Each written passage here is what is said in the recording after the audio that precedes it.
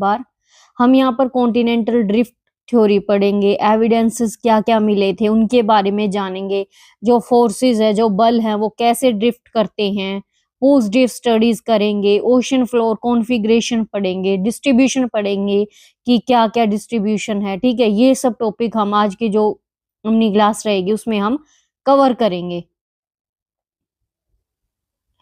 बात करते हैं कॉन्टिनेंटल ड्रिफ्ट की कि यानी महाद्वीप जो बहाव होता है वो क्या होता है। ठीक है, महाद्वीप विस्थापन एक सिद्धांत है जो बताता है कि पृथ्वी की सतह पर महाद्वीप अपनी स्थिति कैसे बदलते हैं। जो मानचित्रकार है, डच मानचित्रकार अब्राहम ओटिलस ने सबसे पहले 1596 में ऐसी संभावना का प्रस्ताव रखा था। कैसा प्रस्ताव रखा था कि जो अपने कॉन्टिनेंट्स है वो क्या करते हैं, चेंज होते रहते हैं, बदलते रहते हैं अपनी स्थिति को, जो उनकी पोजीशन है उन पोजीशन पर शिफ्ट होते रहते हैं। किसने दिया था ये? अब्राहम ओटिलस ने दिया था। कब दिया था? 1596 में। फिर बात आती है एंटिनो पेलिग्रिनी ने एक नक्शा बनाया। ठीक है, जो पेलिनो थे अपने पेलिग्रिनी, इन्होंने एक मैप बनाया। ठीक है, उसमें इन्होंने क्या किया, अमेरिका को, यूरोप को और अफ्रीका को, ये 3 महाद्वीप है ना, इनको दिखाया था। किस किस को? अमेरिका को, यूरोप को, अफ्रीका को। ठीक है, इन तीनों कॉन्टिनेंट्स को दिखाया, इन तीनों महाद्वीप को दिखाया। फिर आते हैं अपने अल्फ्रेड वैगनर, वो कुछ जैसे कि अब्राहम ओटिलस था, ये एंटोनियो पेलिग्रिनी थे, इनके बारे में कुछ आपको ये टर्म्स याद रखने हैं कि किसने कब क्या दिया। यानी 1596 में उन्होंने बताया कि जो अपने महाद्वीप है वो अपनी क्या करते हैं, पोजीशन शिफ्ट करते रहते हैं, चेंज करते रहते हैं। लेकिन जो एंटोनियो पेलिग्रिनी है उन्होंने एक नक्शा बनाया और क्या दिखाया उस नक्शे में? अमेरिका, यूरोप, अफ्रीका, इन 3 कॉन्टिनेंट्स को दिखाया। ये 2 पॉइंट्स आपको याद हो गए। ठीक है, बात करते हैं आगे अल्फ्रेड वैगनर। ये हैं अल्फ्रेड वैगनर। ठीक है, इन्होंने क्या कहा कि जो अपने कॉन्टिनेंट्स है, यानी जर्मन मौसम वैज्ञानिक कौन थे? ये जर्मन के मीटियोलॉजिस्ट थे। ठीक है, इन्होंने महाद्वीप विस्थापन सिद्धांत प्रस्तुत किया था। यानी कॉन्टिनेंटल जो ड्रिफ्ट थ्योरी थी वो किसने दी थी? अल्फ्रेड वैगनर ने। ये याद रखना। उनके अनुसार सभी महाद्वीप मिलकर एक महाद्वीप पिंड बनाते हैं जिसे पेंजिया कहा जाता है। इसने बोला कि जो अपने कॉन्टिनेंट्स है ना, सभी कॉन्टिनेंट मिलके एक कॉन्टिनेंट बनाते हैं जिसको हम सुपर कॉन्टिनेंट भी बोलते हैं। और ये क्वेश्चन आपके एग्जाम में आया हुआ था, पीजीटी उसमें भी आया था, पीजीटी ज्योग्राफी में, और टीजीटी में भी ये क्वेश्चन पूछा गया था कि सबसे जो सुपर कॉन्टिनेंट है, ये क्वेश्चन आपसे पूछा जा सकता है अगेन कि सुपर कॉन्टिनेंट कौन बोला गया है? पेंजिया। जो पेंजिया है वो क्या है? सुपर कॉन्टिनेंट है, क्योंकि एक सिंगल कॉन्टिनेंट बना दिया, ये सभी कॉन्टिनेंट, सभी महाद्वीप को मिलाकर एक पिंड बना दिया जिसे हमने नाम दिया पेंजिया। और सभी ओशंस को मिलाकर क्या बना दिया? पेंथलासा। क्या बना दिया? पेंथलासा। सभी महासागरों ने मिलकर एक सार्वभौमिक, ठीक है, यूनिवर्सल का निर्माण किया जिसे हम पेंथलासा बोलते हैं। और कॉन्टिनेंट को मिला के बनाया पेंजिया, और ओशंस को मिलाकर यानी महाद्वीप को मिलाकर क्या बनाया? पेंथलासा। ठीक है, लगभग 200 मिलियन वर्ष पूर्व पेंजिया 2 बड़े भागों में विभाजित हो गया। लेकिन जो अपना पेंजिया था ना, मान लो ये कंप्लीट पेंजिया, तो ये क्या हुआ, 200 मिलियन वर्ष पहले पेंजिया है वो 2 भागों में डिवाइड हो गया। ठीक है, एक को लॉरेशिया और एक गोंडवाना लैंड। ठीक है, 2 भागों में क्या हो गया? विभाजित हो गया, डिवाइड हो गया। आगे विभाजन से लॉरेशिया ने उत्तरी महाद्वीप, यानी जो ऊपर वाला पार्ट था वो था लॉरेशिया का। ठीक है, कौन सा? नॉर्थ वाला। और साउथ वाला था गोंडवाना लैंड। ठीक है, दक्षिणी महाद्वीप का निर्माण किया। फिर बात करते हैं हम evidence to support the continental drift, यानी महाद्वीप विस्थापन का समर्थन यानी करने वाले साक्ष्य कौन कौन से मिले थे, कि क्या एविडेंस मिले थे कि वो ये बताएं कि हाँ ये कॉन्टिनेंट्स पहले एक थे। ऐसे कौन से कॉन्टिनेंट्स मिले थे ये बताएं। ठीक है, तो कौन कौन से मिले थे? The matching of continent jigsaw fit, यानी महाद्वीपों का मिलान। जो दक्षिण अमेरिका है, कुछ फोसिल्स मिले थे, जीवाश्म मिले थे। और जैसे कि आपने पता है कि जो अपना ये अटलांटिक वाला है वो एस शेप बनाता है। ठीक है, देखो दक्षिण अमेरिका और अफ्रीका की जो तटरेखाएं हैं उल्लेखनीय मेल है। यह एक मानचित्र था जिसमें 1964 में बुलार्ड ने 2 महाद्वीप के बीच के सामंजस्य को दिखाने के लिए तैयार किया था। क्या था ये? जो साउथ अमेरिका और अफ्रीका है, वहां पर बुलार्ड ने 1964 में एक जिग्सा फिट के 2 कॉन्टिनेंट बनाए थे, जो क्या बनाते हैं, उनका मेल दिखा रहे हैं, ठीक है। बात करें, यह तट रेखा से लगभग 1000 फैदम की दूरी पर स्थित था। कितनी दूरी पर था? 1000 फैदम की। अफ्रीका और दक्षिण अमेरिका के अटलांटिक तट एक पहेली के टुकड़ों की तरह एक दूसरे से बहुत अच्छी तरह से जुड़े हुए प्रतीत होते हैं। मतलब जो अपना अटलांटिक कोस्ट है अफ्रीका का और साउथ अमेरिका, वो कैसे हो रहे हैं? वो फिट हो रहे हैं आपस में, क्योंकि जो उनकी शेप है, उन शेप को देखकर क्या लगता है कि ये पहले एक होंगे, ठीक है। कुछ चट्टानों के मिले, यानी rocks of same age across the oceans, यानी महासागरों के पार समान आयु की चट्टानें, यानी हाल के समय में विकसित जो रेडियोमेट्रिक काल निर्धारण विधियों ने विशाल महासागर में विभिन्न महाद्वीपों की चट्टान संरचनाओं के बीच संबंध स्थापित करने की सहायता की है। कुछ रॉक फॉर्मेशन, कुछ चट्टान ऐसी मिली हैं जो अदर कॉन्टिनेंट्स की और अलग कॉन्टिनेंट्स की क्या मिली है? सेम, एक कॉन्टिनेंट से अदर कॉन्टिनेंट की सेम बिल्कुल एक जैसी मिली है। फिर बात करें ब्राजील तट से 2000 मिलियन वर्ष पुरानी प्राचीन चट्टानों की पट्टी, जो पश्चिमी अफ्रीका की चट्टानों से क्या करती है? मेल खाती है। जो एंशियंट टाइम में, यानी प्राचीन समय में चट्टान थी और वो पश्चिमी भाग था जो ब्राजील का और अफ्रीका का, उनसे क्या करती है? वो मेल खाती है, मतलब एक जैसी है। तो ये एविडेंसेस मिले थे चट्टानों को लेकर। और जो दक्षिण अमेरिका है और अफ्रीका है और उसके तटीय क्षेत्रों में सबसे पुराने समुद्री निक्षेप जुरासिक काल के, कौन से टाइम के? जुरासिक काल के। ये एक मतलब कि एज है, टाइम पीरियड है, ये जियोसिलाइजेशन का मतलब कि टाइम पीरियड है। अगर आप बोलोगे कि आपको वो करवाया जाए तो आपको वो भी करवा दूंगी। बाकी वो पीजीटी ज्योग्राफी वाले जो स्टूडेंट होते हैं उनसे वहां से क्वेश्चन पूछा जाता है, ठीक है, जियोलॉजिकल टाइम स्केल से, कि उस समय में पहले महासागर का अस्तित्व नहीं था। इसमें पता चलता है कि उस समय में महासागर तो थे नहीं, तो वहां से क्या मिला? समुद्री के कुछ जुरासिक पीरियड में निक्षेप मिले, यानी कुछ फॉसिल्स मिले। फिर आता है टिलाइट। क्या आता है? टेलाइट। यहाँ हिमनदों के जमाव से निर्मित अवसादी चट्टान है, ठीक है। कैसी है? अवसादी चट्टान है। भारत से प्राप्त गोंडवाना अवसाद प्रणाली के समक्ष दक्षिण गोलार्ध के 6 विभिन्न भूभागों में पाए जाते हैं। कितने भूभाग में पाए जाते हैं? डिफरेंट लैंडमास सदर्न हेमिस्फीयर में 6 पार्ट्स में मिलते हैं। इस प्रणाली के आधार पर मोटी टिलाइट है जो व्यापक और लंबे समय तक क्या कहते हैं? हिमनदीकरण का संकेत देती, यानी ग्लेशियर होते हैं उनका संकेत देती है। इस अनुक्रम के प्रतिरूप भारत के अलावा, मतलब कि भारत में तो है ही, लेकिन उसके अलावा अफ्रीका में, फोकलैंड द्वीप में, मेडागास्कर, अंटार्कटिका, ऑस्ट्रेलिया में भी पाए जाते हैं। गोंडवाना प्रकार के अवसादों की स्मर्ग समानता स्पष्ट रूप से दर्शाती है कि इन भूभाग, यानी जो अपना लैंडमास है, इतिहास उल्लेखनीय रूप से समान था। ये चीज दर्शाती है कि जो हमारा मतलब कि इतिहास है, यानी जो अपनी हिस्ट्री है, वो पहले भी वैसी ही थी, समान थी, वो दर्शाता है। हिमनद टिलाइट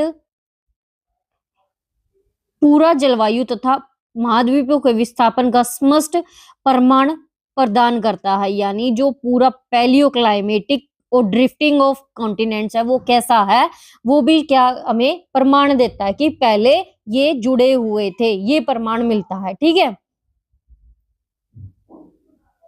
फिर बात करें अगर हम प्लेशियर डिपॉजिट की, तो क्या कहता प्लेशियर डिपॉजिट, यानी प्लेशियर जमा घाना तट पर सोने के प्रचुर भंडारों का पाया जाना तथा इस क्षेत्र में स्रोत चट्टानों का सोर्सेज यानी अभाव होना एक आश्चर्यजनक तथ्य है। बता रहे हैं कि जो प्लेशियर डिपॉजिट है गोल्ड के, जो घाना कोस्ट में मिले हैं, वो क्या है? वो जो सोर्स है वो एक आश्चर्यजनक है, यानी अमेजिंग फैक्ट है। सोना युक्त सिराय ब्राजील में है और यह स्पष्ट है कि गाना के सोने के भंडार ब्राजील के पठार से प्राप्त हुए हैं। मतलब जो सोने की खदानें हैं, जो सिराय, वो कहां पर है? ब्राजील में। और इससे जो गोल्ड है, डिपॉजिट है, वो भी कहां पर है? गाना में, यानी प्लेट्यूज में, यानी पठार में, जब दोनों महाद्वीप एक दूसरे के बगल में स्थित थे। इससे क्या साबित होता है कि वो एक दूसरे के बगल में थे पहले। फिर डिस्ट्रीब्यूशन क्या कहता है, जो फॉसिल्स हैं उनका डिस्ट्रीब्यूशन क्या कहता है कि जीवांशों का वितरण।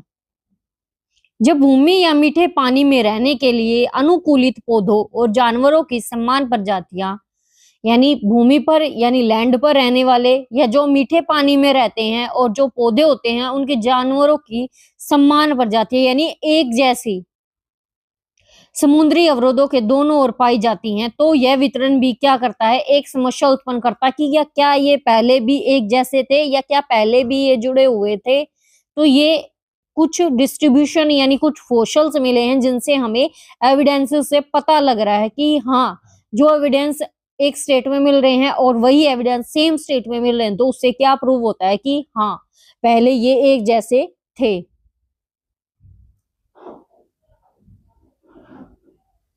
भारत, मेडागास्कर और अफ्रीका में लीमर पाए जाने के अवलोकन से कुछ लोगों ने 3 भूभागों को जोड़ने वाले एक समीपबद्ध भूभाग लेमुरिया पर विचार किया। मतलब कि जो भारत में, मेडागास्कर में, अफ्रीका में एक जैसे क्या मिल रहे हैं, भूभाग के मतलब जोड़ने से लीमर पाए जा रहे हैं, तो उनसे भूभाग जोड़ने से ये आइडिया लगाया यानी विचार किया है।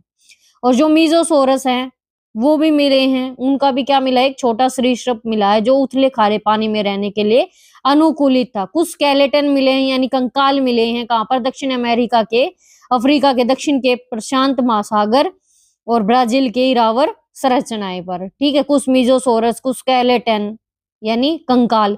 वर्तमान में दोनों स्थानों में 4800 किलोमीटर दूर है, उनके बीच क्या है, महासागर है। फोर्स ऑफ ड्रिफ्टिंग क्या बोलता है, वैगनर ने सुझाव दिया कि, क्या सुझाव दिया कि विस्थापन है जो यानी जो डिस्ट्रीब्यूशन है, मूवमेंट है के लिए जिम्मेदार गति ध्रुव कल्याण बल और ज्वारीय बल के कारण हुई थी। क्या इन्होंने मतलब कि फोर्स ऑफ ड्रिफ्टिंग में बताया कि ये पोल फीलिंग फोर्स या फिर टाइडल फोर्स से हुई थी। फिर बताया गया कि ध्रुवीय प्लायन बल पृथ्वी की घूर्णन से संबंधित है, यानी पोर फीलिंग फोर्स है जो पृथ्वी यानी जो अर्थ के रोटेशन से क्या है, संबंध रखता है। पृथ्वी एक क्या है, पूर्ण पृथ्वी भी जो हमारी अर्थ है वो पूरी भी गोल नहीं है, भूभाग्य रेखा पर इसका एक उभार है और यह उभार पृथ्वी के घूर्णन के कारण है। और जो पृथ्वी जो बल्ज है पृथ्वी पर, वो बल्ज किस लिए, क्योंकि वो रोटेशन करती है। वैगनर बोलते हैं, वैगनर द्वारा सुझाया गया दूसरा बल ज्वारीय बल था। कौन सा था दूसरा बल, ज्वारीय बल। ड्यू टू किसके कारण, सूर्य की ऊष्मा के कारण, आकर्षण के कारण, जो समुद्री तल से ज्वार उत्पन्न करता है। जो सूर्य की ऊष्मा पड़ती है, रोशनी पड़ती है, उससे क्या होता है, जो समुद्री बल है यानी ओशनिक वाटर है, उससे क्या होते हैं, टाइड उत्पन्न होते हैं। वैगनर का मानना था कि ये बल कई लाख वर्ष तक लागू रहने पर प्रभावी हो जाएंगे। अगर ये लंबे समय तक रहे तो क्या हो जाएंगे, और भी ज्यादा इफेक्टिव हो जाएंगे। हालांकि अधिकांश विद्वानों का मानना था कि ये बल पूरी तरह से अपर्याप्त है यानी अच्छे नहीं है, मतलब जो प्रभावी हो जाएंगे। कुछ पोस्ट ड्रिफ्ट स्टडीज है, भाव के बाद का कुछ अध्ययन है। यह ध्यान रखना दिलचस्प है कि महाद्वीप विस्थापन के लिए अधिकांश साक्ष्य महाद्वीप क्षेत्रों में वनस्पतियों और जीवों के वितरण या टिलाइट जैसे निष्कों के रूप में एकमात्र किए गए थे। इन्होंने बोला कि मतलब कि इंटरेस्टिंग है ये बात कि जो कॉन्टिनेंटल ड्रिफ्ट थ्योरी थी उसके जो एविडेंसेस मिले थे कुछ कॉन्टिनेंट्स एरिया से, यानी कुछ जो महाद्वीप एरिया थे यानी वनस्पति वेजिटेशंस वाले एरिया थे। ठीक है, कुछ जानवरों से मतलब जीवों से मिले थे और टिलाइट से, ये निष्कर्ष क्या करते हैं, एकमात्र किए गए थे।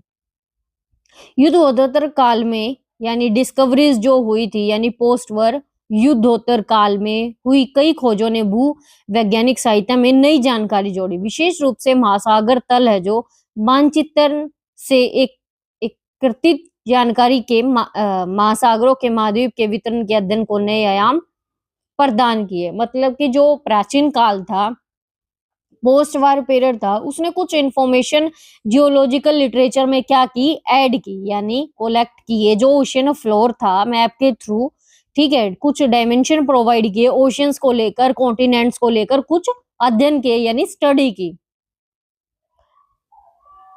फिर बात करते हैं कन्वेंशन करंट थ्योरी। आपको कॉन्टिनेंटल ड्रिफ्ट थ्योरी में ये याद रखना कि जो हमारे कॉन्टिनेंट थे, महाद्वीप थे, वो क्या कर रहे थे, आपस में ड्रिफ्ट कर रहे थे। क्या मतलब वो ये चीज बता रही है कॉन्टिनेंट की, जो हमारे कॉन्टिनेंट है वो पहले एक जैसे थे और बाद में क्या हुआ, उनमें चेंजमेंट हुआ। आपको सिर्फ इतना याद रखना है, कॉन्टिनेंट्स पहले एक थे, बाद में ड्रिफ्ट हुए। क्या एविडेंसेस मिले, कुछ प्लेशियर डिपॉजिट मिले, मिजोसोरस मिले, लेम्यूर्स मिले, ठीक है, और फॉसिल्स मिले।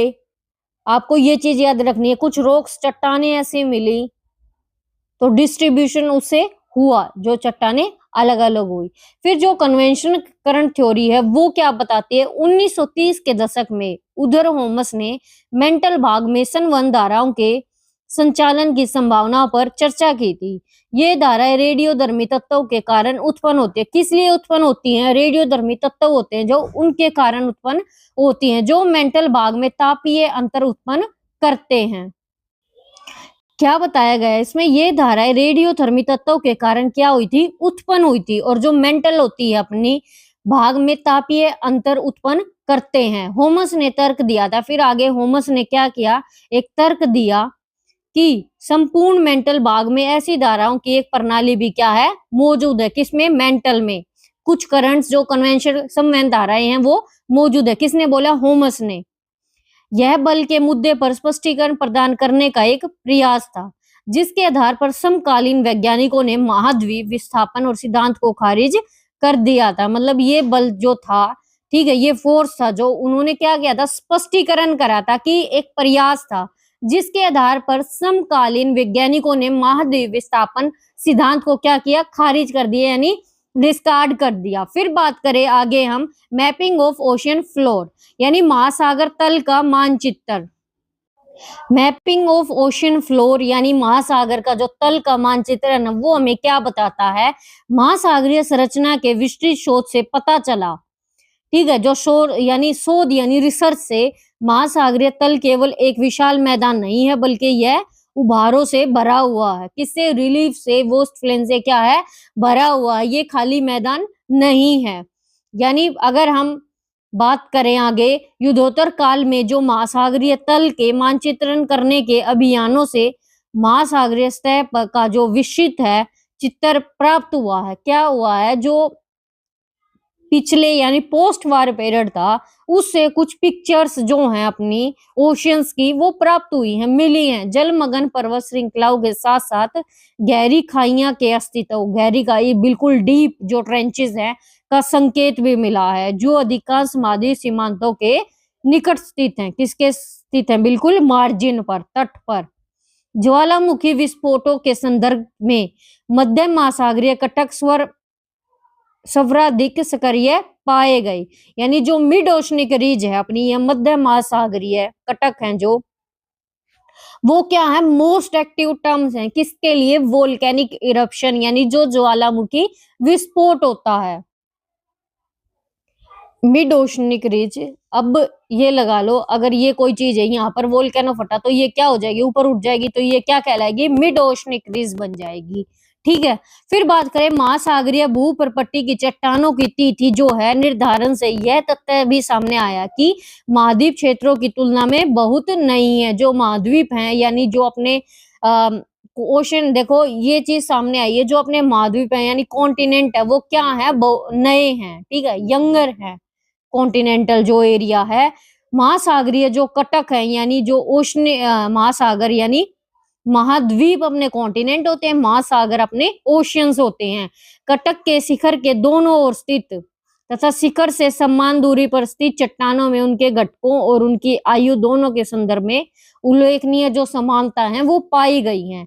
रॉक्स के इस साइड और रॉक्स की अदर साइड जो क्रस्ट होती है, क्रस्ट एक होती है, क्रस्ट एक पार्ट होता है ट्रफ, ठीक है, एंड हैविंग इक्वी डिस्टेंस, तो दोनों क्या है, इक्वी डिस्टेंस लोकेशन पर है, ऐसे पोजीशंस होती हैं, ठीक है।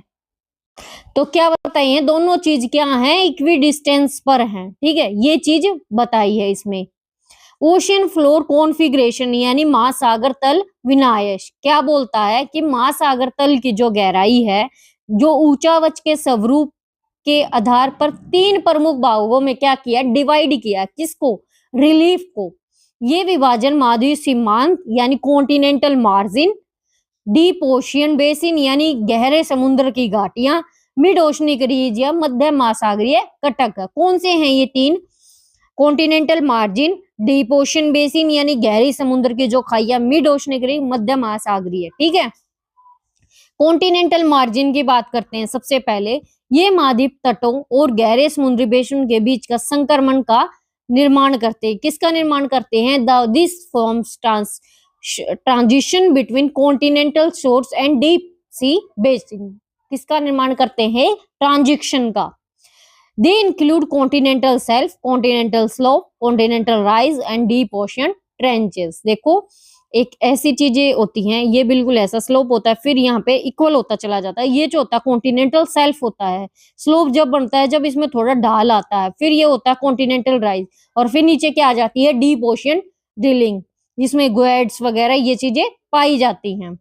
इनमें महाद्वीप शेल्फ है, जो महाद्वीप ढलान। देखो, आपको मैं ये चीज अच्छे से क्लियर कर देती हूँ कि जो कॉन्टिनेंटल शेल्फ होता है, स्लोप होता है, क्या चीजें होती है। देखो, ये है जो लैंड वाला एरिया, ठीक है, फिर यहाँ से नीचे से ये अपना ओशियन स्टार्ट हो जाता है, ये ठीक है, यहाँ पे ओशियन है अपने, ठीक है। तो ये वाला जो एरिया है ना, ये अपना क्या है? कॉन्टिनेंटल शेल्फ है। और जैसे ही थोड़ा स्लोप वाला, थोड़ा सा ढलान वाला एरिया बना, तो वो हो गया अपना कॉन्टिनेंटल स्लोप। क्या हो गया? Continental slope. और फिर थोड़ा सा राइज हुआ तो वो बन गया कॉन्टिनेंटल राइज। और फिर ये वाला एरिया किसका आ गया? डीप ओशन ट्रेंचेस का, क्योंकि नीचे बहुत सारी खाइयां भी हैं, ठीक है। जहां तक महासागरों और महाद्वीप की यानी ओशंस की जहां तक हम बात करें अगर, तो वितरण का एक सवाल है कि गहरे महासागरीय की खाइयों में वे सेक्टर हैं जो काफी रुचिकर हैं। यानी कि इसने बताया जहां तक महासागर और हम ओशंस की बात करते हैं ना, वितरण का सवाल है, यानी deep ocean trenches and areas which are considerable interest so far distribution ocean and जो कॉन्टिनेंट्स का, वो क्या करता है? कंसर्न करता है। फिर अगर हम बात करें अपसियाल प्लेन की यानी अथाह मैदान की, जो अथाह अपने मैदान होते हैं वो अपसियाल प्लेन कौन से होते हैं? ये क्या है? विस्तृत मैदान है जो महाद्वीप और सीमांतों मतलब these are extensive plain and कहां पर लाई करते हैं? जो कॉन्टिनेंटल मार्जिन होता है, यानी जो कटक होते हैं, और जो मध्य महासागरीय यानी मिड ओशनिक रिज पर। अध्याय जो मैदान होते हैं वे क्षेत्र हैं जहां महाद्वीप तल छठ किनारों से आगे बढ़कर क्या हो जाते हैं? जमा हो जाते हैं, ठीक है। आगे देखते हैं मिड ओशनिक रिज, यानी अब तक हमने पढ़ा कि अपसियाल प्लेन क्या होते हैं, अब हम पढ़ेंगे मिड ओशनिक रिज। अगेन मैं रिपीट कर देती हूँ, अध्याय मैदान वो क्षेत्र होते हैं जहां पर जो सेडिमेंट होता है ना, वो क्या करता है? वो आगे मार्जिन पर क्या करता है? डिपोजिट कर देता है, ठीक है। बाद में आगे बात करें अगर हम मध्य महासागरीय कटक के बारे में, यानी मिड ओशनिक रिज, इससे महासागर के भीतर पर्वत प्रणाली की एक परस्पर जुड़ी श्रृंखला बनती है, यानी this forms an interconnected chain. कौन से होती है? एक प्रणाली जुड़ी होती है जो माउंटेन सिस्टम को क्या करती है? ओशन से एक कनेक्ट करती है, ठीक है। It is the longest mountain chain, ये जो होती है सबसे बड़ी चेन है, ठीक है, लॉन्गेस्ट है। On the surface of the earth, यानी जो सतह पर, through submerged under the ocean water, यह पृथ्वी की सतह पर सबसे लंबी क्या है? पर्वत श्रृंखला है, और यह समुद्री जल में क्या है? डूबी हुई है। फिर अगर विशेषता की बात करें, इसकी जो विशेषता है, ठीक है, इसकी विशेषता यह है कि इसकी शिखर पर एक केंद्रीय दरार, केंद्रीय यानी जो सेंटर में एक रिफ्ट होती है, यानी दरार, जिसे हम रिफ्ट को दरार बोलते हैं, प्रणाली है, और इसकी पूरी लंबाई में एक खंडित पठार और क्या है? एक फ्लैंक जो है क्षेत्र है, यानी फ्लैंक क्षेत्र है, ठीक है। एक तरफ क्या है? प्लेट्यू है, खंडित टूटा हुआ, और एक तरफ क्या है? एक फ्लैंक जोन है सेंटर में, और शिखर पर स्थित दरार प्रणाली तीव्र ज्वालामुखी गतिविधि का क्या है? क्षेत्र भी है। बात करें आगे हम डिस्ट्रीब्यूशन, क्या कहता है? अर्थक्वेक और वोल्केनो का, यानी भूकंप और ज्वालामुखी का जो वितरण है वो क्या बोलता है? प्लेट टेक्टोनिक भूकंप और ज्वालामुखी का क्या है कारण है, प्लेट टेक्टोनिक। जो प्लेट मूवमेंट्स होती हैं वो क्या है, हमारे अर्थक्वेक और भूकंप आने का और ज्वालामुखी फटने का भी कारण है, क्योंकि वो अपनी जगह से शिफ्ट करती है तो पृथ्वी में क्या होती है, अपनी अर्थ पर हलचल होती है, ठीक है। वह बिंदु जहां दो प्लेटें मिलती हैं, वो बिंदु जहां पर दो प्लेटें मिलती हैं तो उसे क्या बोलेंगे, सीमा बोलेंगे। जहां पर पॉइंट पर दो प्लेट मिले, एक पॉइंट पर दो प्लेट मिले तो उस पॉइंट को क्या बोलेंगे, प्लेट बाउंड्री।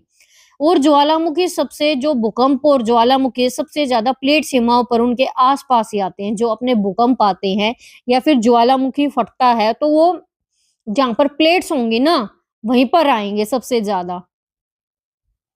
मध्य महासागरीय जो कटक हैं, मध्य महासागरीय कटकों के क्षेत्रों में भूकंप के केंद्र बिंदु उथली गहराई पर होते हैं, जबकि जो एल्पाइन हिमालय बेल्ट है, जो एल्पाइन की हिमालय बेल्ट है ना, वहां प्रशांत महासागर पर किनारे भूकंप जो होते हैं और भी गहरे होते हैं। यानी जो प्रशांत यानी पैसिफिक में, पैसिफिक रिंग ऑफ फायर में वहां सबसे ज्यादा क्या आते हैं, भूकंप आते हैं। लेकिन जो मध्य महासागर है उसमें जो भूकंप के केंद्र बिंदु है वहां पर उथली गहराई पर होते हैं, जबकि जो एल्पाइन है, पैसिफिक है, वहां पर सबसे ज्यादा गहराई में होते हैं। इस क्षेत्र में सक्रिय जो ज्वालामुखी की मौजूदगी के कारण जो प्रशांत महासागर के रिम को अग्नि रिम भी कहा जाता है। यानी जो रिम होता है ना उसको अग्नि रिम भी बोला जाता है। किसके कारण, the rim of Pacific, rim of Pacific को क्या कहलाएंगे, रिम कहेंगे। और रिम ऑफ फायर हो जाए तो क्या बोलेंगे, एक्टिव वोल्केनो होता है इन दिस एरियाज में। कॉन्सेप्ट क्या बोलता है, सी फ्लोर स्प्रेडिंग का, और किसने दिया था, हैरी हैस ने दिया था, ठीक है। और बोलता क्या है वो भी देख लेते हैं। सी फ्लोर स्प्रेडिंग, समुद्र तल का जो फैलाव है एक ऐसी प्रक्रिया जो मध्य महासागरीय कटकों पर होती है। यानी मिड ओशनिक रीज में क्या होता है, सी फ्लोर स्प्रेडिंग, जहां ज्वालामुखी गतिविधि के माध्यम से नई समुद्री परत बनती है और फिर धीरे धीरे कटक से दूर चली जाती है। एक मतलब कि ये बोला जो मिड ओशनिक रीज होते हैं, जो अपने मिड ओशनिक रीज होते हैं वहां पर क्या बनती है, न्यू ओशनिक बनती रहती है और फिर वो क्या होता है, कटाव होता रहता है उनका, ठीक है। तो उसे क्या बोलते हैं हम, sea floor spreading. Plate tectonic के सिद्धांत में महाद्वीप जो विस्थापन हो रहा था व्याख्या करने में समुद्र तल का फैलाव भी क्या करता है, सहायक रोल प्ले करता है। यह सिद्धांत हैस ने दिया था, मतलब हैरी हैस ने। किसने दिया था ये सिद्धांत, हैरी हैस ने। कब दिया था, 1961 में। उन्होंने तर्क दिया कि महासागरीय कटकों के शिखरों पर लगातार विस्फोटों के कारण जो महासागरीय क्रस्ट है उसमें भी क्या आ रही है, दरार आ रही है। और नया जो लावा होता है वो जमकर महासागरीय क्रस्ट का दोनों ओर धकेल देता है। जब लावा क्या होता है, जब भी वोल्केनो से अंदर से कोई चीज बाहर आ जाती है तो वो लावा होता है, ठीक है। और लावा बाहर आके ठंडा हो जाता है और यहाँ पर क्या बनता है, एक पहाड़नुमा शिखर बन जाता है। और इस प्रकार महासागरीय क्रस्ट का भी क्या हो जाता है, फैलाव। महासागरीय जो भूपरपट्टी होते हैं यानी जो अपनी ओशनिक क्रस्ट होती है, ठीक है, इस तथ्य ने कि एक महासागर के फैलने से दूसरे महासागर का क्या होता है, सिकुड़न होता है, स्प्रेडिंग होती है। हैस को महासागरीय भूप्रकृति के उपभोग के बारे में सोचने पर मजबूर किया कि मतलब जो श्रिंक हो रहा है, जो स्प्रेड हो रहा था, महासागर फैल रहे थे और फिर वो बाद में क्या हो रहा है, श्रिंक हो रहा है। तो इस बात ने हैस को सोचने पर मजबूर किया। उन्होंने आगे कहा कि ज्वालामुखी विस्फोटों के कारण शिखर पर धकेला गया और जो महासागरीय तल है, यानी जो तल है महासागरीय खाइयों में धस जाता है और भस्म हो जाता है। जो फिर उन्होंने बोला जो वोल्केनिक एक्टिविटीज हुई, इरप्शंस हुए, जो क्रस्ट है यानी जो ओशनिक क्रस्ट है अपनी, और महासागरीय जो खाई है यानी ओशनिक ट्रेंचेस है, उनमें क्या हुआ, ओशन फ्लोर्स पर खाइयों में धस गया और क्या हो गया, फिर खत्म हो गया यानी भस्म हो गया। प्लेट टेक्टोनिक क्या बोलती है, प्लेट टेक्टोनिक जो थ्योरी है, प्लेट टेक्टोनिक वह सिद्धांत है जिसके अनुसार पृथ्वी का जो बाहरी आवरण है, पृथ्वी का बाहरी आवरण और कई प्लेटों में विभाजित है। यानी अलग अलग कुछ मेजर प्लेट्स हैं, कुछ माइनर प्लेट्स हैं, जो कोर के ऊपरी चट्टानों, आंतरिक परत और मेंटल के ऊपरी फिसलती है। यानी कोर का पोर्शन होता है और ओवर दी मेंटल का पोर्शन होता है यानी इनर कोर। जो प्लेट टेक्टोनिक है वो किसने दी थी? प्लेट टेक्टोनिक का जो सिद्धांत है वो मैकेंजी और पार्कर और मॉर्गन ने दिया था। कब? 1967 में। प्लेटें पृथ्वी के मेंटल की तुलना में कठोर है। जो प्लेट है अपनी वो मेंटल की तुलना में, जो मेंटल है, मेंटल का भाग है उसकी तुलना में क्या है?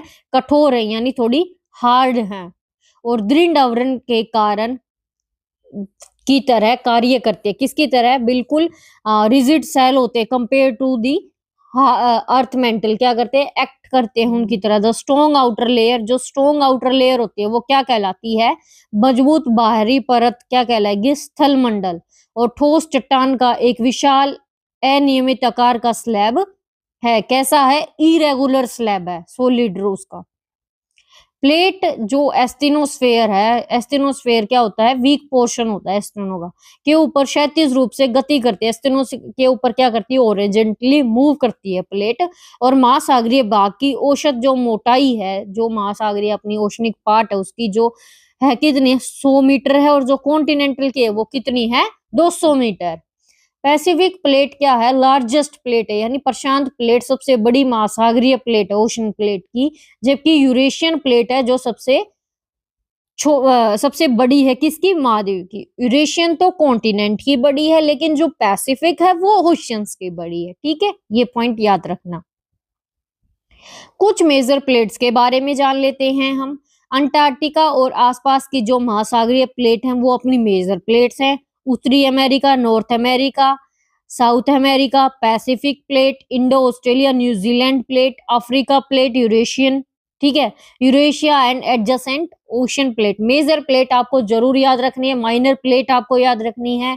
प्लेट टेक्टोनिक थ्योरी किसने दी? कौन सा ईयर था? क्या बातें करती है वो? ठीक है, कि किस लिए क्या मूवमेंट होती है। मैंने आपको बताया यूरेशियन प्लेट जो है कॉन्टिनेंट की है, पैसिफिक ओशंस की है। ये हमने करी मेजर प्लेट्स। बात करें अगर माइनर प्लेट्स की तो कौन सी प्लेट है? आपको ये याद रखना है, कोकस प्लेट है वो किसके बीच में? सेंट्रल अमेरिका और पैसिफिक प्लेट की। और नाज़का है जो है वो साउथ अमेरिका और पैसिफिक का प्लेट। पैसिफिक अरेबियन है जो मोस्टली कहाँ पर है? सऊदी अरेबी और भूभाग। और फिलिपियन कहाँ है? एशियाई और प्रशांत प्लेट के बीच में। कोरोलिन प्लेट कहाँ पे है? फिलीपीन और भारतीय प्लेट के बीच में। फूजी प्लेट है जो ऑस्ट्रेलिया के उत्तर पूर्व में। तो ये पॉइंट्स आपको जरूर याद रखने हैं, यहाँ से क्वेश्चन आपसे पूछा जाएगा और पीजीटी ज्योग्राफी के लिए भी काफी हेल्पफुल है अगर इसका सब्जेक्ट ज्योग्राफी है। आगे बात करें, ये प्लेटें भूवैज्ञानिक काल में निरंतर गतिमान रही हैं, ना कि वैगनर द्वारा माना गया। महाद्वीप पेंजिया सभी प्लेटों का अपसारी बिंदु है। जो वैगनर है ना, उन्होंने क्या कहा था? पेंजिया और पैंथलासा के बारे में बताया था कॉन्टिनेंटल ड्रिफ्ट थ्योरी में वैगनर ने। तो वो चीजें आपको याद रखनी है। वैगनर ने नहीं, मतलब कि ना कि वैगनर ने द्वारा माना गया कि जो महाद्वीप है या पेंजिया सभी प्लेटों का अपसारी बिंदु था। सभी जितनी भी प्लेट्स है उनका क्या था? एक बिंदु था। भारतीय उपमहाद्वीप की स्थिति का पता नागपुर क्षेत्र में विशलित चट्टानों की सहायता से लगाया गया था। किससे लगाया गया था? इंडियन सब कॉन्टिनेंट को कैसे ट्रेस किया गया था? रॉक्स की हेल्प, चट्टानों की हेल्प से एनालाइज किया था नागपुर एरिया को। ठीक है, कितने तरह की अपनी जो प्लेट बाउंड्री होती है, कितने तरह की होती है? प्लेट सीमाओं के कितने प्रकार होते हैं? वो 3 प्रकार की होती हैं। ठीक है, डाइवर्जेंट, कन्वर्जेंट, ट्रांसपोर्ट। डाइवर्जेंट क्या होती है? जहां प्लेटें एक दूसरे के दूर हटने पर नई भूपरपट्टी का निर्माण करती है। यानी एक प्लेट ये है, एक प्लेट ये आपस में ऐसे जा रही है अपोजिट डायरेक्शन में, तो ये एक दूसरे से दूर हट रही हैं, तो यहाँ पर गैप आएगा, तो एक नई प्लेट का क्या करेंगे? निर्माण करेंगे। वह स्थान जहां प्लेटें एक दूसरे से दूर जाती हैं और जो क्या होता है? परासर स्थल कहलाता है। स्प्रेडिंग साइट क्या कहलाएगी? जब वो आपस में दूर जाएंगी। ये बात करें हम डाइवर्जेंट की। अब सारी सीमाओं का सबसे प्रसिद्ध उदाहरण क्या है? Mid oceanic ridge. जब यहाँ से एक प्लेट यहाँ से दोनों मूव कर दी तो क्या बन गई? ये मिड ओशनिक रिज।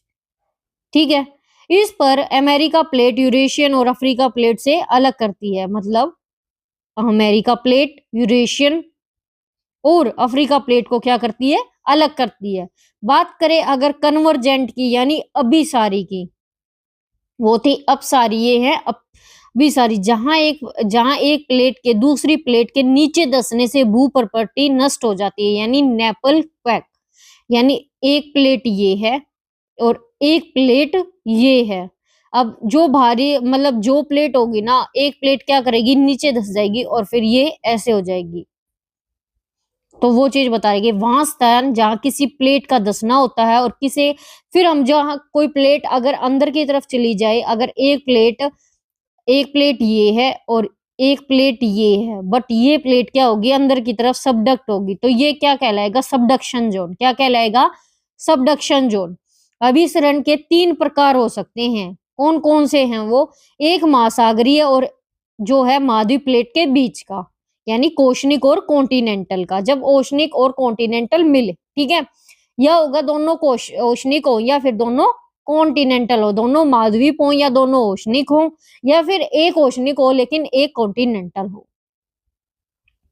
एक होती है ट्रांसफॉर्म बाउंड्री, क्या होती है, सीमाओं को बदले, यानी एक ऐसे है एक ऐसे है, मतलब ये दोनों जा तो रही हैं, थोड़ा सा मतलब किसी को कोई नुकसान नहीं हो रहा, इससे डिस्टरबेंस नहीं हो रही।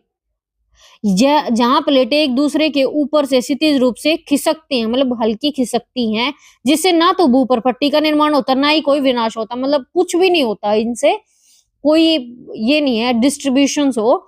रूपांतर भ्रंश वर्तकन तल होते हैं जो सामान्यतः कहाँ होते हैं, मिड ओशनिक रेंज में। क्या होते हैं, ये परपेंडिकुलर होते हैं ट्रांसफर फॉल्ट, ठीक है, मिड ओशनिक रिज के क्या होते हैं, परपेंडिकुलर होते हैं, जो मिड ओशनिक रिज होती है उसके परपेंडिकुलर होते हैं। चूंकि विस्फोट एक ही समय पर पूरे शिखर पर नहीं होता, इसलिए प्लेट के एक भाग की जो पृथ्वी की दूरी है दूसरे एक विवेदक गति अलग अलग होती है, मतलब कि ये नहीं है सारी जगह पर होगा, अगर कोई विस्फोट हुआ है तो वो एक जगह पर ज्यादा नुकसान करेगा, दूसरी जगह पर उतना नहीं करेगा। इसके अलावा पृथ्वी के घूर्णन का प्लेट भागों के पृथक खंडों पर भी क्या करता है, प्रभाव पड़ता है, ठीक है। Next, rate of the plate tectonic, यानी प्लेट गति की दरें, उनके बारे में देख लेते हैं कि जो क्या है, दर है जो उनकी।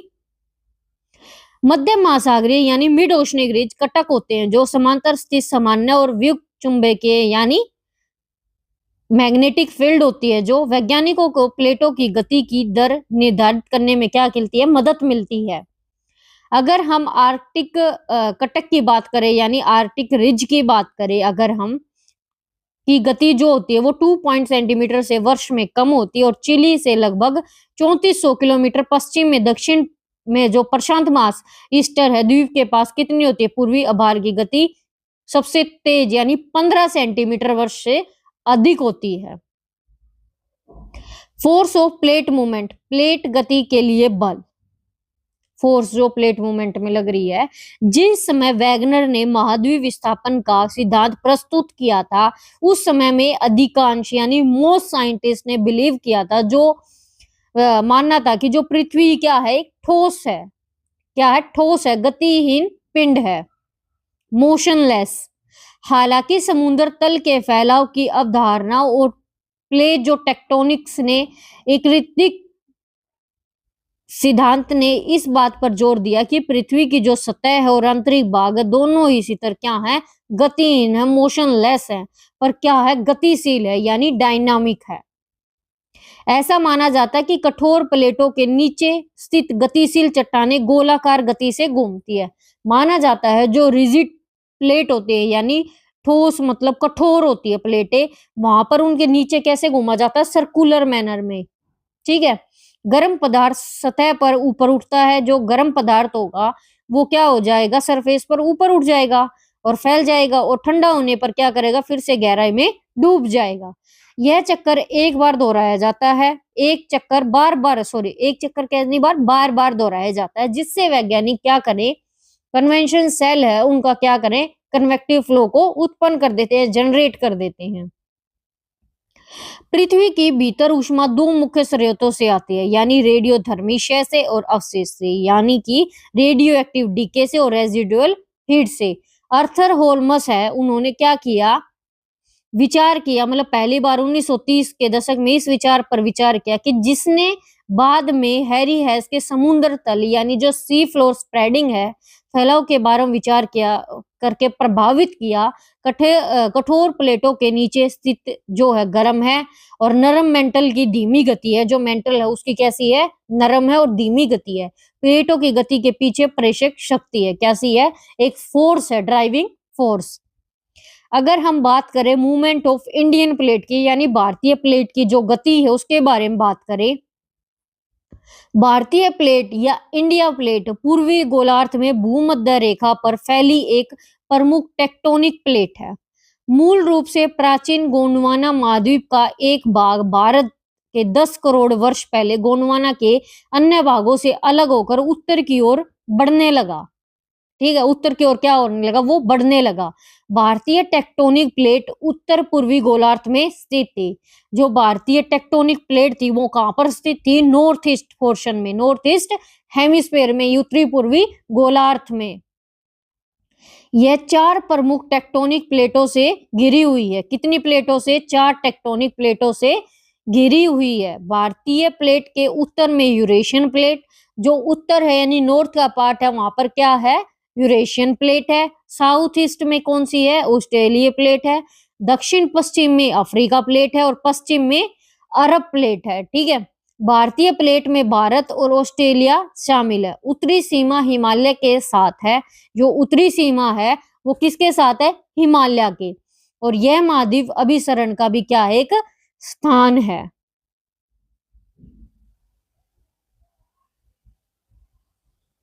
फिर बात करते हैं पूर्व में, यह कहां पर है, म्यांमार के रोकी नोमा में पर्वतों तक क्या है, फैली हुई है। कहां तक, भारत का जो ईस्ट भाग है यानी एक्सटेंड करती है, ये जो ईस्ट भाग है ना उसमें राकी योना माउंटेन म्यांमार तक फैला हुआ है। जो पूर्वी सीमा है वहां पर विस्तार जो है स्प्रेडिंग साइट है। पश्चिमी सीमा की थर पर्वतीय मकरान तट के लाल सागरीय दरार के साथ फैली हुई है। रेड सी रिफ्ट तक क्या हुई है, दरार। रिफ्ट को क्या बोलते हैं, दरार। भारत और अंटार्कटिक प्लेट के बीच की सीमा भी लगभग पश्चिम पूर्व दिशा में चलने वाली महासागरीय कटक यानी अपसारी सीमा द्वारा चिन्हित है, जो न्यूजीलैंड के थोड़ा दक्षिण में विस्तार स्थल में विलीन हो जाती है। क्या होती है, विलीन हो जाती है। किसमें, दक्षिण के विस्तार के स्थल में विलीन हो जाती है। नेक्स्ट आगे देखते हैं, भारतीय ऑस्ट्रेलियाई जो तट है उससे दूर है। ठीक है, India was a large island situated off the Australian coast in a west ocean, यानी भारतीय ऑस्ट्रेलिया तट से दूर एक विशाल महासागर में स्थित एक बड़ा द्वीप है यानी बड़ा आइलैंड है।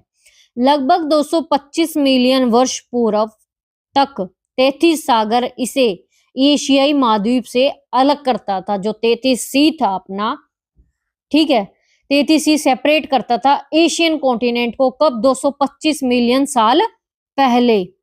ऐसा माना जाता है कि भारत ने अपनी उत्तर दिशा की यात्रा लगभग 200 मिलियन वर्ष पूर्व उस समय शुरू की थी जब पेंजिया टूटा था। यानी जब पेंजिया था, जब नहीं की, लेकिन कब शुरुआत की, जब पेंजिया टूट गया था 2 भागों में।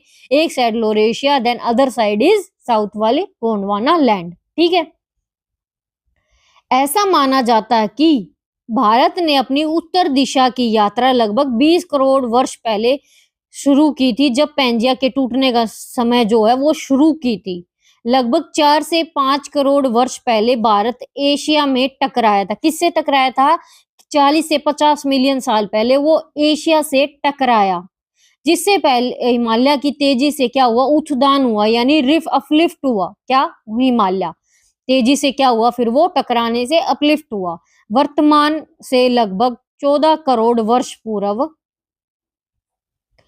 यह उपमहाद्वीप 50 डिग्री दक्षिणी अक्षांश यानी जो लेटिट्यूड्स हैं अपने के दक्षिण में स्थित था। 2 मेजर प्लेट थी जो सेपरेट करती थी 33 सी को, किसके, तिब्बतन ब्लॉक जो क्लोजर था टू दी एशियाटिक लैंडमार्क्स के, यानी दोनों प्रमुख प्लेटें 33 सागर द्वारा अलग थी।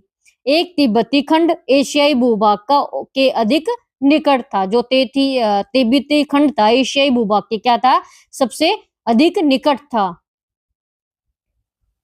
भारतीय प्लेट के एशियाई प्लेट की ओर गति के दौरान एक प्रमुख घटना जो है घटी, वह थी लावा का रिसाव और डक्कन ट्रैप का निर्माण। यानी डेक्कन ट्रैप का निर्माण हुआ, फॉर्मेशन हुआ, लेकिन लावा जो था उसका क्या हो रहा था, रिसाव हो रहा था। यह लगभग 6 करोड़ वर्ष पहले शुरू हुआ था। कितने वर्ष पहले शुरू हुआ था? 6 करोड़ वर्ष पहले शुरू हुआ था और लंबे समय तक क्या हुआ, चलता रहा। इस दौरान जो उपमहाद्वीप है अभी भी भूमध्य रेखा से करीब था। During the time the sub continent वो still close to the equator, यानी वो किसके सब इक्वेटर के क्लोज था। कौन? अपना सब कॉन्टिनेंट। 4 करोड़ वर्ष पूर्व उसके बाद हिमालय के निर्माण की घटना घटी, यानी जो हिमालय का फॉर्मेशन हुआ उसकी 40 साल बाद क्या हुई, घटना घटित हुई। वैज्ञानिकों का मानना था कि जो प्रक्रिया, जो हम माउंटेन्स अपने बढ़ रहे हैं, ठीक है, वो जो प्रक्रिया है वो आज भी चल रही है। यह प्रक्रिया आज भी चल रही है और जो हिमालय है, जो उनकी ऊंचाई है वो क्या है, आज भी बढ़ रही है, यानी हिमालय आज भी राइज हो रहे हैं। ऐसा मानना साइंटिस्ट का था, वैज्ञानिकों ने ऐसा माना था। तो आज के सेशन में, आज का सेशन अब ना इतना ही था, ठीक है, जिसमें हमने क्या क्या पढ़ा कि जो कॉन्टिनेंटल ड्रिफ्ट थ्योरी है वो किसने दी और वो क्या बात कर रही थी, वो उसने पेंजिया, पेंथलासा, टेथिसी इनके बारे में बताया, ठीक है, और बताया कि कौन कौन से उनमें एविडेंसेस मिले। एविडेंसेस की बात की हमने, कौन कौन से एविडेंस थे, जिग्साफिट थी, फोसिल्स थे, रॉक्स थे, कुछ गोल्ड माइन्स थे, कुछ मीजोसोरस थे, कुछ लिजोसोरस थे, मतलब बहुत सारे एविडेंसेस मिले, जिससे हमें पता लगा कि जो हमारे कॉन्टिनेंट थे वो पहले एक थे, ठीक है। जैसे समय बदला, चेंज हुआ, क्योंकि उनके फोसिल्स उस जगह में वैसे ही थे जैसे अदर स्टेट में थे, ठीक है, अदर जगह पर थे।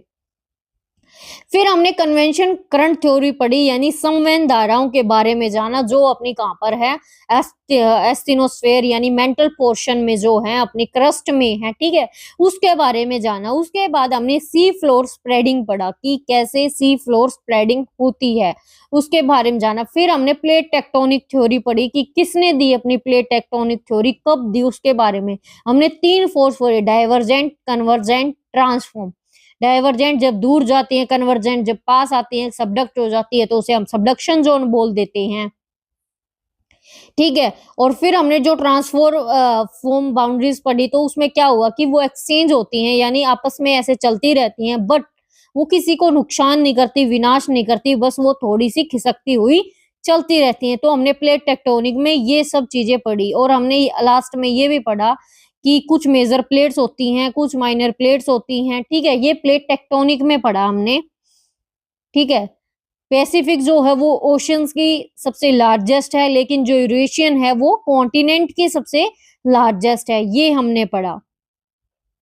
तो आज की क्लास में हमने काफी सारी चीजें डिस्कस की हैं। इंडियन प्लेट की मूवमेंट कैसे होती है, पैसिफिक रिंग फायर में सब वहां पे ही वोल्केनो और अर्थक्वेक ज्यादा आएंगे, जहाँ पे प्लेट्स होंगी अपनी, जहां जहां प्लेट्स अपनी पाई जाएंगी वहां पर क्या आएंगे, वोल्केनो भी आएंगे, विस्फोट भी होगा और अपने भूकंप भी आएंगे। तो ये सब चीजें आज की हमने क्लास में पढ़ी हैं। होप आपको आज की क्लास अच्छी लगी होगी और आपको जो समझाया वो समझ में आया होगा। अगर आपको कोई भी किसी भी तरह का डाउट होता है तो आप अपना टेलीग्राम चैनल ज्वाइन कर ले। सोनो मैन से आप लिंक व्हाट्सएप पर ले सकते हैं अपने टेलीग्राम ग्रुप का, तो वो ज्वाइन कर ले। वो आप सभी स्टूडेंट्स के लिए है जिन्होंने बैच में एनरोल कर रखा है। आपके वहां पर डाउट्स पूछे जाएंगे, सिलेबस, अगर आपको XYZ कुछ भी डाउट है किसी भी तरह का, अगर आपको कंटेंट नहीं समझ आ रहा, कुछ भी जो डाउट है, ताकि मैं आपके रिव्यूज, मुझे भी पता चले कि अगर जो मैं पढ़ा रही हूँ वो आपको समझ आ रहा है, आपको क्लासेस कैसी लग रही हैं, हमें कितना और अप करने की जरूरत है, तो हर एक चीज को वहां पर करेंगे, डिस्कस करेंगे, ठीक है। तो आप सभी वहां ग्रुप पर ज्वाइन हो जाएं। तो मिलते हैं एक नई क्लास में, ठीक है।